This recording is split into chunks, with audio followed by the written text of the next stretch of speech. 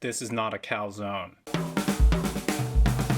The cube rule of food, or unified cube theory, was born out of the eternal "what is a sandwich" debate.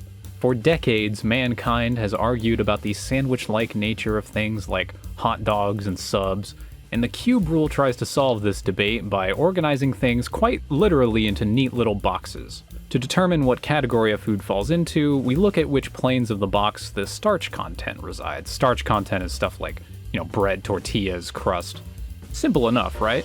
Except it isn't. It sucks. It's stupid. See, by looking at the lead design document here, we can already see a few problems surface. The categories here are all named after particular foods. And I can see why this might have seemed like a good idea. Everybody knows what a calzone is, so putting a whole crust pie in the calzone category gets the idea of an all-encompassing starch container across. But the problem comes when you say the words, "a burrito is a calzone." A burrito is not a calzone. At this point, you're just giving the word calzone a new definition because you want something interesting to talk about while you wait for a guy in a truck to finish making your lunch for you. That'd be like me saying a GameCube disc is a DVD because they're both discs. You see how stupid that sounds? Okay, but let's get into my real strong suit here. Geometry.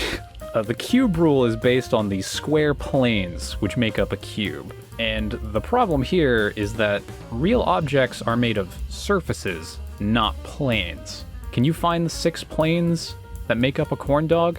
Of course not.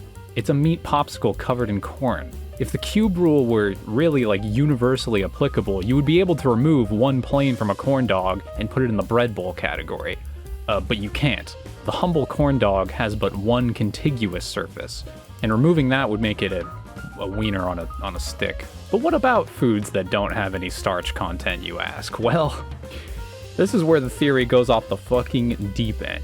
See, according to the cuberule.com website, all of the following would be considered and classified as salad: mashed potatoes, steak, chocolate, and soup. This whole category is just a coping mechanism made for a theory that has far outreached its intended boundaries. Applying it to all foods with any starch was already a stretch, but now, at this point, we have officially left reality. And don't even get me started on this cake shit. There are other defining features in food than the shape of your food, like the stuff that it's made of. You want to know what a hot dog is? It's a bun that's been sliced open and had a wiener put in it. And if you want to know whether a hot dog is a type of sandwich, well, maybe the question you should be asking yourself is, are sandwiches allowed to have wieners? And in my America, that's a question that only old conservative lawmakers are allowed to answer.